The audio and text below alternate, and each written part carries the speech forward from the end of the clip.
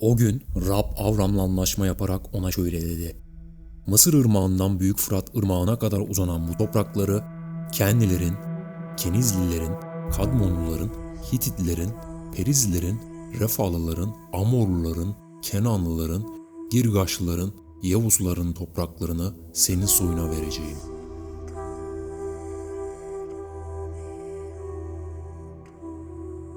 ...1881 yılı. Çar II. Alexander bir suikaste kurban gider. Bu suikaste Yahudilerin parmağı olduğu iddiası Rus halkının içinde Yahudilere karşı biriken tepkinin patlamasına vesile olur ve olaylar başlar.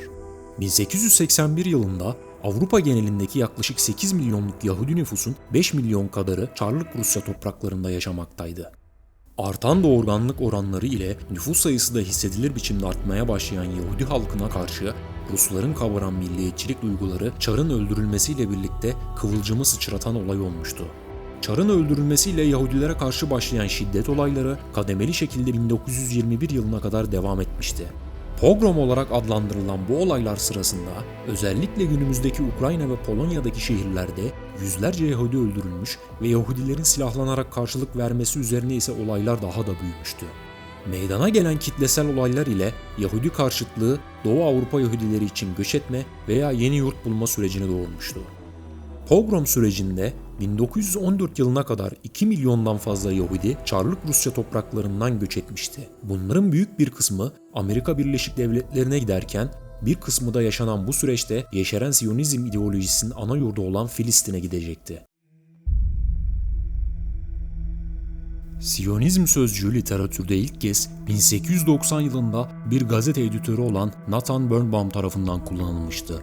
Yahudilerin kutsal metni Tanah'ta Kudüs civarındaki Siyon isimli bir yer adından türeyen bu kelimenin bir ideoloji olarak türeyişi ise 1897 yılında düzenlenen 1. Siyonist Kongre'de olacaktı. Yahudi Ulusal Hareketi olarak tanımlanan Siyonizmin fikir babası Theodor Herzl, Avrupa'da yükselen Yahudi karşıtlığına karşı Yahudi milliyetçiliğine sarılması ve yükselen antisemitizmi Yahudi devleti kurarak bastıracağı düşüncesiyle Judenstadt isimli kitabı yazmış ve fikirlerini bu kitaba aktarmıştı. Bu ideolojinin başlıca hedefi İbranice'yi ulusal dil haline getirmek, milliyetçi karakterde yeni bir İbrani kimliği yaratmak ve Yahudileri belirli bir toprak üzerinde bir araya getirerek bağımsız bir Yahudi devleti kurmaktı.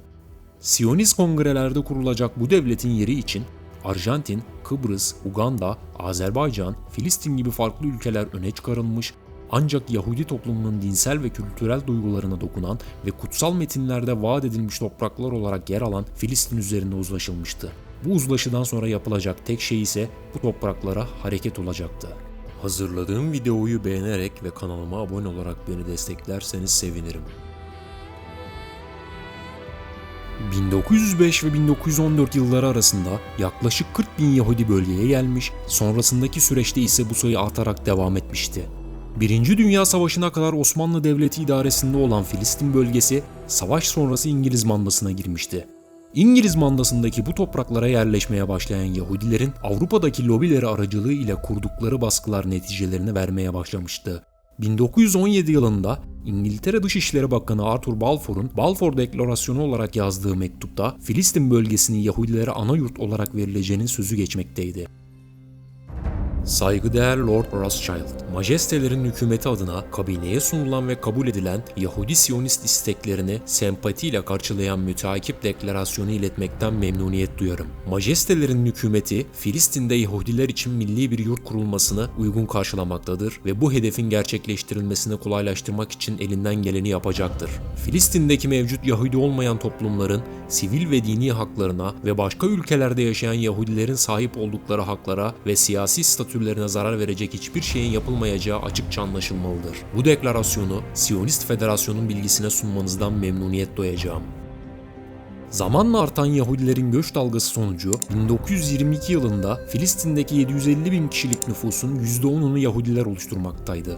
Artan nüfusla birlikte Filistin Arapları ile Yahudiler arasındaki ilk sürtüşmeler de başlamıştı. İngiliz mandasında olan bölgede kontrolünü kaybetmek istemeyen İngiltere'nin teklifiyle Filistin bölgesi ikiye bölünmek istenmiş, yarısı Yahudilere, kalan yarısı Filistinlilere bırakılmıştı. Ancak bu teklif Filistinliler tarafından kabul edilmemişti. 1937 yılına kadar 300 bin Yahudi daha bölgeye göç etmiş ve Yahudi nüfusu ciddi oranda artmıştı. Nüfus arttıkça sürtüşmeler ise kanlı çatışmalara dönüşmüştü. İkinci Dünya Savaşı'nda soykırımdan kaçan yüz binlerce Yahudinin de göçü sonrası bölgede iyice artan Yahudi nüfusu sonrası çatışmaları önleyemeyen İngiltere, 1947 yılında sorunu Birleşmiş Milletler'e devretmiş, alınan karar ile Filistin topraklarının %56'sı Yahudilere, %43'ü ise Filistinlilere, Kudüs ise uluslararası idare denetimine bırakılmıştı. Bu kararı Filistinlilerin şiddetle reddetmesi sonrası karar uygulanmamış ve 15 Mayıs 1948 yılında İngilizler bölgedeki mandasına son vererek Filistin'den çekilmişti. İngilizlerin çekilmesinden bir gün önce 14 Mayıs 1948 yılında ise Theodor Herzl'in hayali gerçek olmuş ve Yahudiler Tel Aviv'de İsrail devletini kurduklarını ilan etmişti.